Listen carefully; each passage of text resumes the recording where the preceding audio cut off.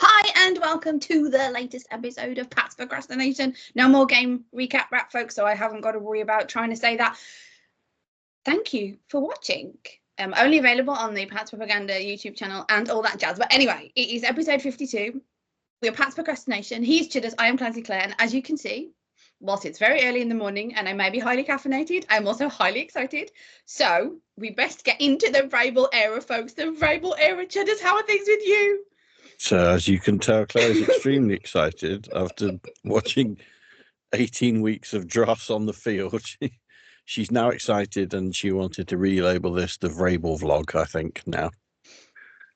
That needs work.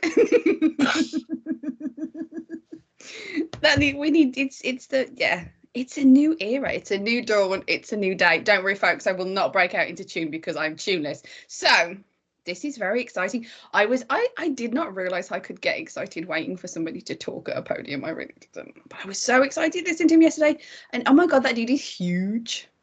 That coach is huge. He's so tall. It's great. It's fantastic. I love it. I'm so excited. I've got so much confidence. I know. I have a coach who played tight end. It's just all a little bit too much right now. It's like Claire's discovered a rare mineral that didn't exist before. Oh, I think it's great. So you're excited, you're happy, you're pleased with the hire. It's what you wanted after all. No, I wanted Ben Johnson. I'm kidding. Although I'd just like to preface by saying I get why people wanted him. I think on our last episode I was like, today I want Vrabel, tomorrow it could change. I see all the positives for Ben Johnson, and the negatives of going with the sort of known entity almost feels like, I guess to some Patriots fans, that we aren't trying to move on. We aren't trying to let go of the shackles of the old dynasty and things like this. We're trying to, re-spark the fire.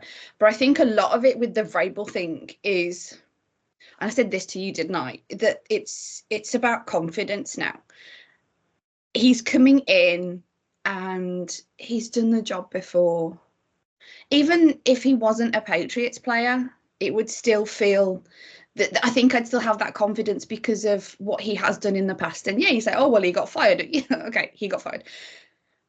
But Bill Belichick got fired. If Bill Belichick can get fired, he's got experience, stability. He wants to play smash mouth football. He wants to dominate the game. Oh my God, I'm just going to go into a rant again. You need to talk. I'm too excited. Sentences are just going to get all gibbered soon if we're not careful. This is too exciting. I'm sorry. I'm going to sit here for a minute. You talk. Wow. So this is a therapy session, I think, for Claire. We'll do what we can to guide her through it. Not that it matters greatly, but last year I wanted Vrabel. The positive spin I then put on us getting Jared Mayo was that this was the only real opportunity to offer some form of continuation for Belichick. It was someone coming literally through his tree, through his staff, would embody a lot of his ways, and continuity for the players and roster. He was the only one really. Obviously, could have potentially gone the Bill O'Brien route. Go on, Claire. I have a question, sir. Are you not one of the people then who thinks that Vrabel is of the Belichick tree? Do you feel that Vrabel is away from the Belichick tree because he didn't actually coach under Bill Belichick? He just played under him. What are your sort of perspectives on that one? So I don't think he's of the Belichick tree. Well, he obviously isn't of the Belichick tree. He's never coached under Belichick. He is of the Belichick mold because obviously he's played for 3 teams, but the most successful of those seasons as a player was obviously under Belichick, and the most time he spent under Belichick. So that would have had a lot of influence on him. Obviously, I think it was part of the character he already was before he even came to the Patriots, the player he was through college and through his time at the Steelers as well. So it's not that he was purely shaped by Belichick, but I think he would have been strongly influenced. And certainly a lot of the techniques, should we say, for coaching, the way he probably conducts a lot of his press conferences, in that it's not really giving away much information. It's a bit more character than Belichick had in his, but it's not giving away all your tricks and ideas. I think he knows to have fun with the press, but he's going to keep them at arm's length as well. And then with the players, the way to handle them to try and simplify it. You've got 3 points on each side of the ball that you're working on this week. That's how we're going to win this game. But also holding players to account, which I think is something that's lacked this past year. A lot of the traits there that I think do look Belichickian. Now, obviously, sort of one slight of caution with that is that the people who, the coaches again, who we have thought of embodied those qualities, like McDaniels, like Patricia, who went elsewhere and weren't able to replicate it. It wasn't successful. It was always felt they were trying to be Belichick light or Belichick south or north or east or west, wherever the particular team was, and they weren't able to recapture it or to embody it in the same way. However, I think Vrabel has been successful with it. Obviously, he was coach of the year. Is a winning record as Tennessee coach. I think he is a better embodiment of it. Go on, Claire. I want to throw in a difference. So, like you said, as we said, Vrabel didn't coach under Belichick. He just has a personality type. The way that he is. McDaniels and Patricia tried to emulate Belichick because they were under Belichick. It was something that they learned, so they were trying to mirror it. As you said, it's Vrabel's way. So whilst it appears on the surface similar to the Belichick, simply because he's a defensive guy who's gruff, and sort of doesn't take fools lightly, he's ready to get the players to treat them as they treat the team, I think was a quote that I took from what he said. So whilst there's a similarity to, that's a bit Belichickian, it's only Belichickian in the way that he's evolved with a similar aspect, but he still evolves separately. Whereas McDaniels and Patricia evolved under Belichick, so they are drawing from him. So I think that's why I suppose I feel more confident in he's not Belichick.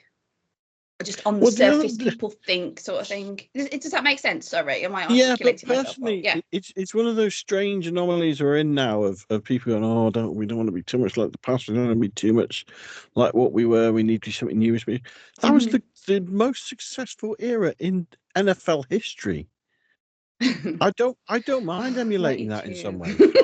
I don't see it as a complete negative. There was certainly come the end. I think a little bit more ego was creeping through. I think some decisions were made that weren't right.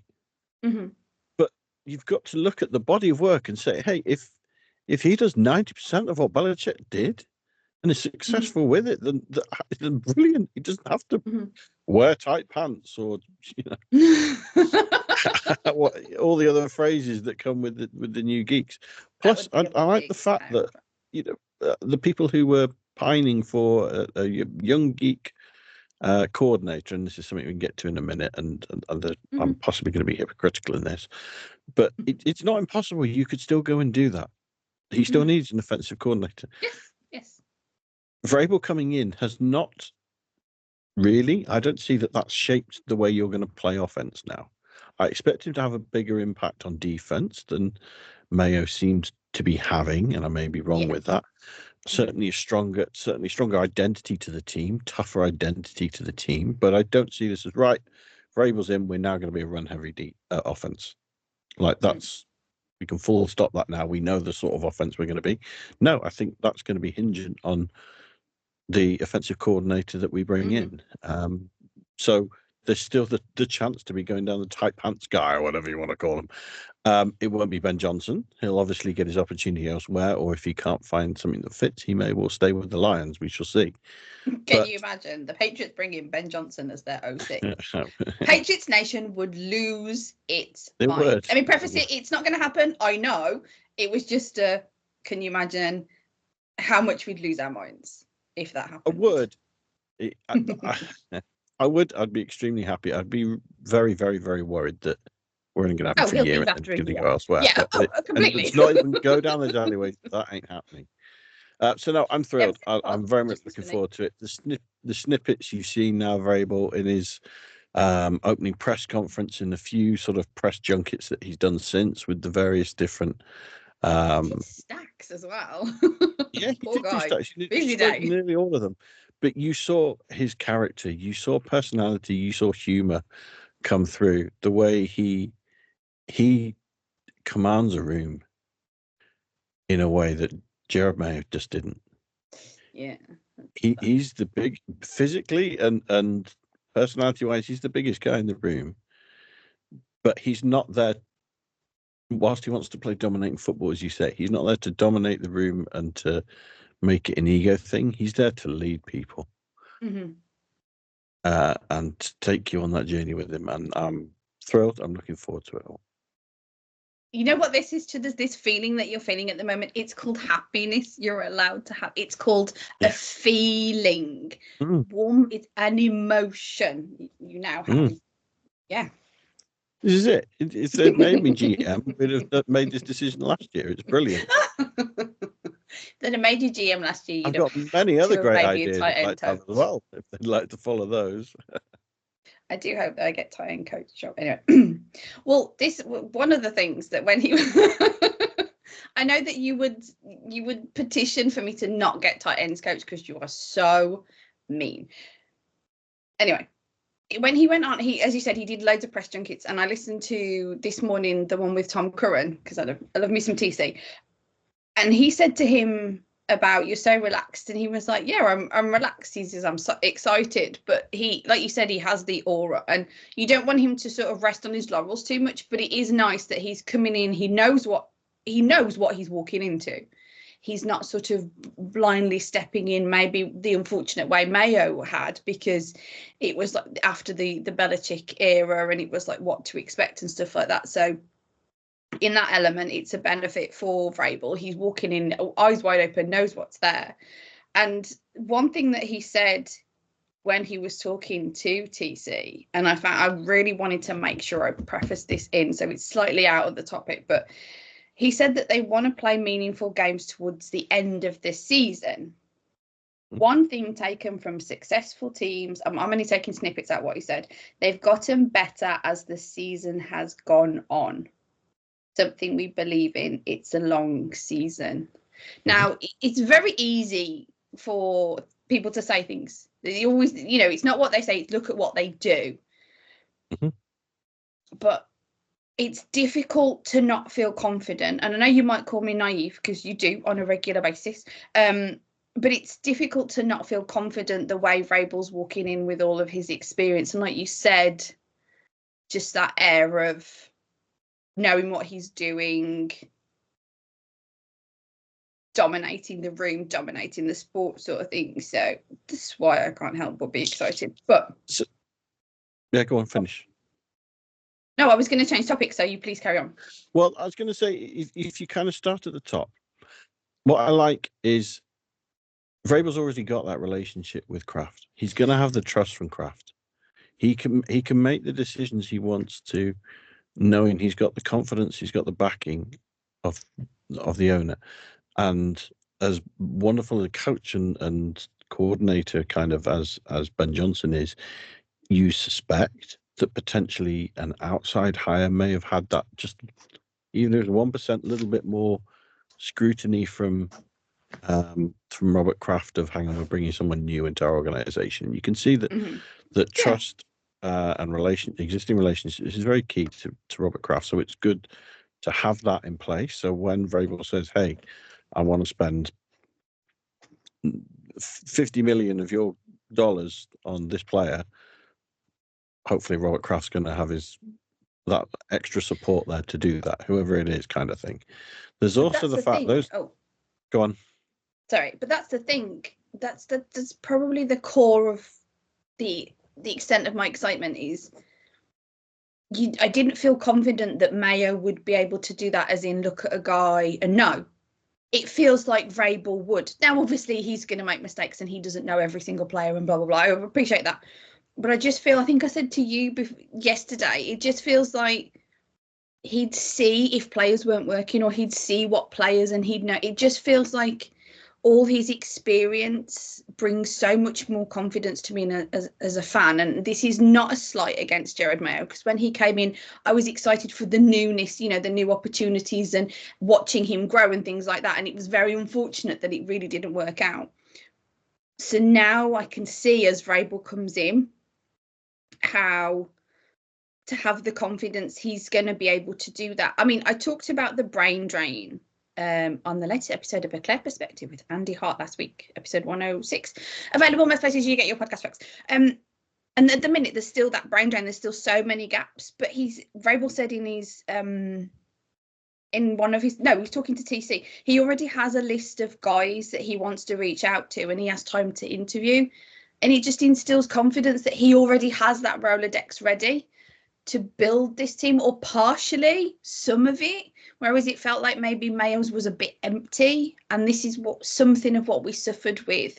It was an extension of the Belichick leaving, the brain drain. The brain drain happened when Belichick was still with us, so it's just that it's mounted, and now hopefully this guy sort of has been around long enough, but not too long, so to have that. I mean, the Giants are allowing executive advisor to the GM, Ryan Cowden, I got to check my notes, folks, too early in the morning, out of his deal, and he's expected to maybe move to the front office of the Patriots. Nothing is official yet, as we record this very, very, very, very early on Tuesday, the 14th of January, so early that it's almost still yesterday, under Elliot Wolf, so nothing finalised. That's very interesting, but this is why, and I feel like I'm talking way too fast now, but this is why I've still got all this element of confidence and excitement of the future.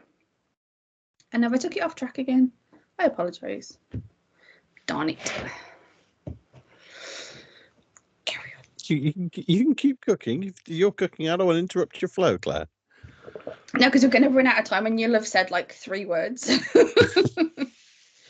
And well, so yeah. Kind of where I was at the top, you've obviously got Kraft, who's got the good relationship. The other thing I like is that the 6 banners that hang at the end of the end zone, he's not going to be intimidated by those. He knows he was part of 3 of them. And you could see how potentially external people coming in could be thinking, hang on, they're there every game. That's what we need. I need to be aspiring to getting there, or else the pressure's on me. Like that, the expectations here in New England. And he isn't going to be fazed by that. He's part of that. And you could see in some of his opening words about how he doesn't want players to think they've earned them. They've got to go out and earn their own. And that he's going to use them as tools. And I think from that perspective, it again can work very well. Looking at how it felt last year with Mayo, and it is this year with Vrabel, one of the, it's not so really negative, but I think a difference in the perspectives is that last year there was a lot of hope, as you put it. We're in a new chapter, a new era. We weren't certain how it was going to go, but we just hoped it was going to go in the right direction.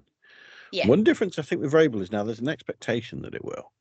Of course. There's more of an expectation that it will. Yes. You know, I've seen some, what I think are quite crazy number of people go, I expect we could be winning 10 games next year. And I get like, we should be looking at potentially even the playoffs are back on the cut. Like, they're not entirely wrong, but well, let's just calm down. We've won very few games these past 2 seasons. I don't expect we're turning this around immediately to be playoff. I'd love it.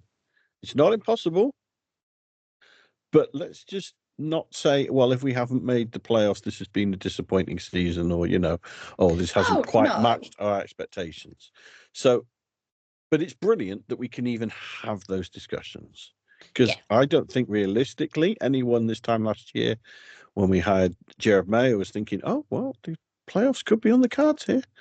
I mean, there was one fan who thought, we'd be finishing second in the division, and if we drafted QB, etc. But other than that one person, I think everyone was fairly realistic that okay, we're still rebuilding something.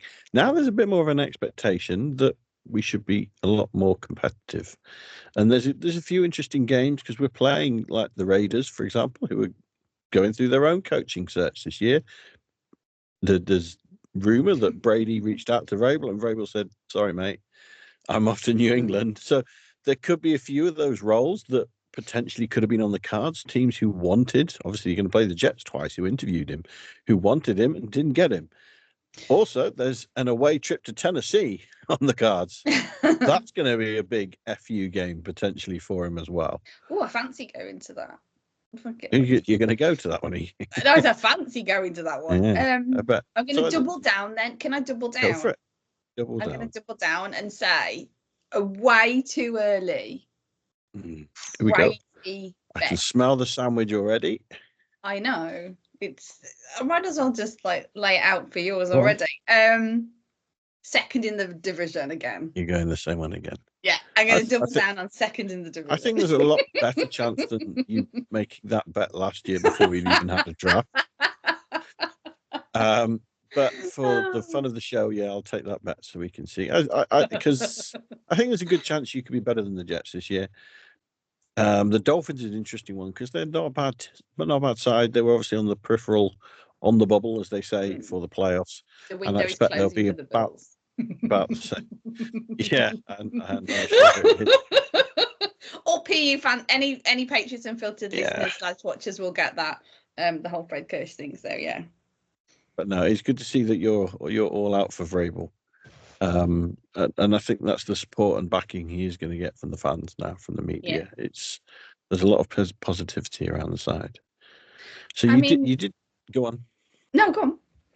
No, go on. I was going to move the conversation on to coordinators. So if you've got more to say on the Vrabel element, then please do. No, please do. We could sit here all day and we don't have all day. You did touch on his Rolodex. I think there's obviously the strong conversation being had about who the OC is going to be, that there's Josh McDaniels. Now, you don't know whether you go on. I heard that he still lives in New England. Did you know that? Yes. I think quite an interesting element in this is you may have seen about 12 hours ago, Julian Edelman, Games with Names. I don't know if you've ever seen his podcast. He decided He decided a few hours ago that it was a good time to drop just a clip from one of his episodes, which was Josh McDaniels talking about how he would develop Drake May. Jaws ain't stupid. Jaws' company ain't stupid. I suspect they know something, and that's not merely just speculation. But we shall see. Quick question, coordinators. Then that's interesting. Wes Welker has been speculated because he's been let go by the Dolphins. Wide receivers coach. What are your? Do you have thoughts on him? Would you have thoughts on him? I'd love to see him come in. So I listed off on the offensive side, receivers and O-line coach. I think those are two very key hires behind whoever the offensive coordinator is. Those are the areas that probably struggled the most. If anything, can we not pay Scar enough money to come back? Sorry.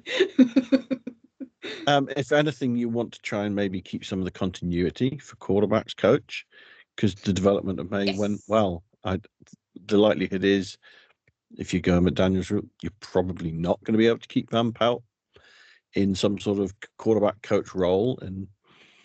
But I'd love it if they did. It's not an impossibility. It depends what offer he gets, but it would be interesting. Yeah. It would be nice. I guess the realistic thing is, even if you did manage to persuade him, because of Van Pelt's resume, he's probably not going to be sticking around too long. As soon as an OC job comes up elsewhere, he's probably going to be interviewing for that, at least. He might like New England, though. It's very pretty. He may well do. But yeah, receivers and O-line coach, and I'd love to see Wes Welker. I'm quite a romantic in as much as I like seeing the former players come back to coach where they can. Obviously, we now got Vrabel. Like it's Hightower, although I don't know whether he could be sticking around, but I like seeing that. So yeah, if we could get Welker back, that you have emotion. He seems to have done what is this? well elsewhere. So any other OC names you'd like to discuss, or are you convinced it's going to be McDaniels? No, I'm not convinced it's going to be anybody. I just found it interesting, the talk of McDaniels, interesting about that he still lived in New England. I didn't know that. Well, that was quite cool. I think that made me sort of sway towards, is it more of a possibility then because he's already here? That's interesting. The one thing that is very unfortunate for him that people do keep saying is he isn't going to have much aspirations for head coach anywhere, which is a shame, but also good.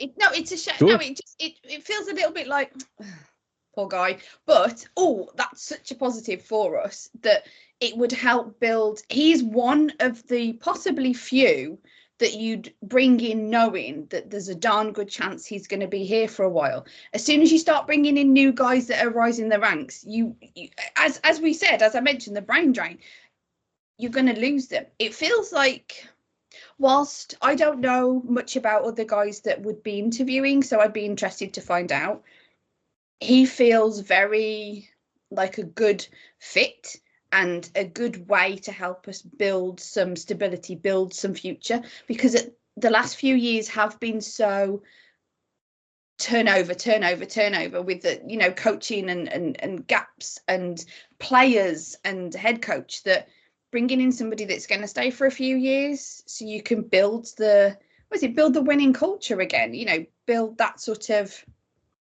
what's it called, the I've had too much coffee now that my brain isn't working. I wish I could help you, but I can't tell what wheel the hamster's running around in your brain. That's for the emotional thing, isn't it? The culture. Just the culture. Just the culture. Okay. Just building. Oh God, I think we need to cut and do this again. The stability and the brain freeze. Continuity.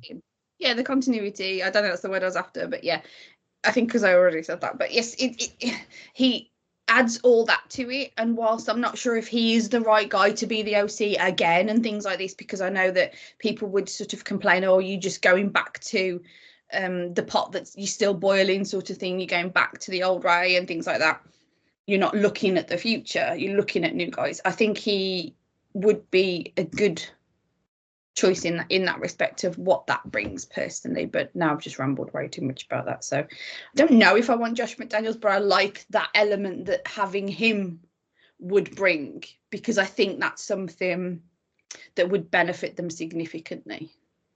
So what's your list then? Before I just to touch on McDaniels, I agree with everything you said. It offers you the continuity, someone who knows the area, someone who does have a track record of developing QBs when he's had to bring through the backups and whatever. They've all done well. Now you could say that's the system thing. He's the one who was the architect, certainly at that time, of the system. Yeah. I appreciate he wasn't the originator of it, but I think he's a great coach. I'd like to say he ain't going anywhere. He ain't getting head coaching offers, so you can build 5-10+ years potentially with him.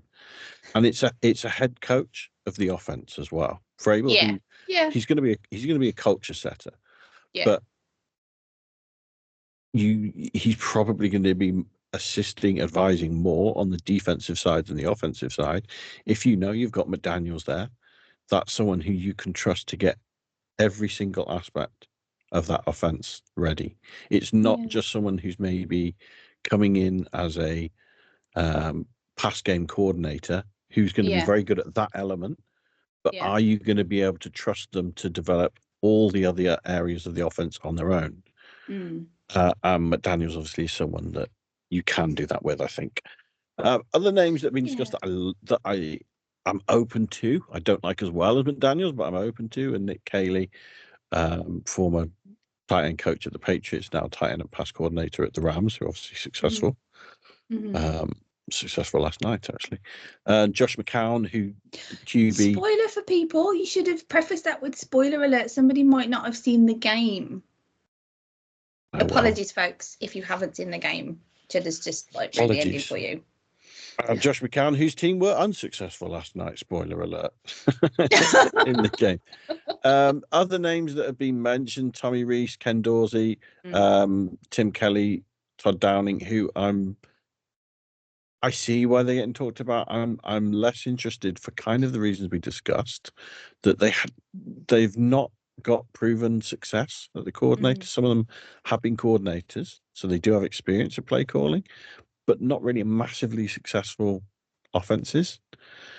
Or the ones that have been in kind of good offenses, they've not been great, and they've been coordinated, like they've been position coaches or something else. I'm not sure they're the polished cooks yet. and if one thing was a point, I hope I'm wrong, and they just needed that opportunity to do it. But when you look at the list, McDaniels is top of that list for me of the people that are available. One point that I thought of when you were saying all that is, I understand the want for the different, the new, the not going back to, like, although going back to Vrabel is a bit, we didn't have him before, but the sort of returns to familiar faces, let's say. So Vrabel bringing back Josh McDaniels. I understand people's wariness of this because it feels like you're not moving on and growing, sort of thing. The one thing that I would say is the Patriots are so broken down at the moment, so many holes, so much missing. The wall isn't really much of anything, and it takes a skilled builder to set the foundation, and maybe that's what they need. This is what we're looking for our several years short-term future, to build it back up with strength to then get those, the next. And I don't know. I doubt it's going to be boring. It may not be quite as sparkly as if you had Ben Johnson, but I still believe, I know Patriots fan naivety and everything, that it has the workings of being successful.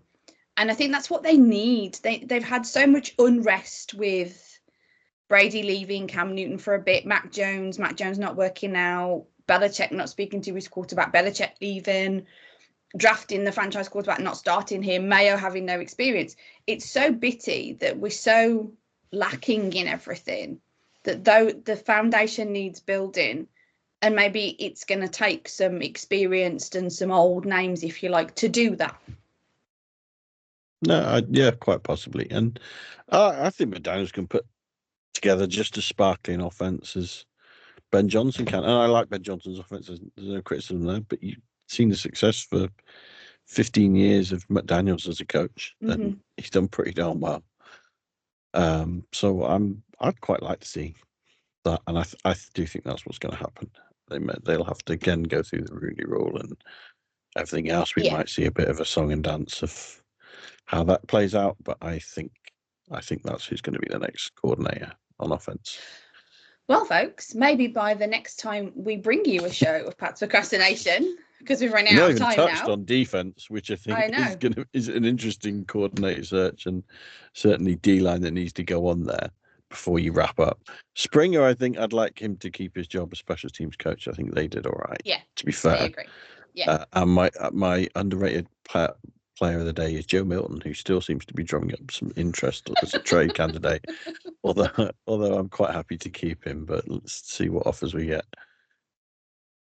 You can wrap now. Indeed. I can wrap now. Indeed. I do apologise, folks, for being way too over-caffeinated today. So I hope the ramblings haven't done your head in this early Tuesday morning. So that is it for Chudders and myself for this edition of Pat's Procrastination. But we will probably be back next week. Because like I said, there's so much more to come. There's so much more to say. So I hope that you will continue to stay listening, watching, whatever. Make sure you're subscribing to that YouTube channel of Pat's Procrastination, Pat's Propaganda. And I'm now going for a lie down because I'm way too caffeinated. So tune in next time, folks. See you next week. And as always, go Pats. LFG.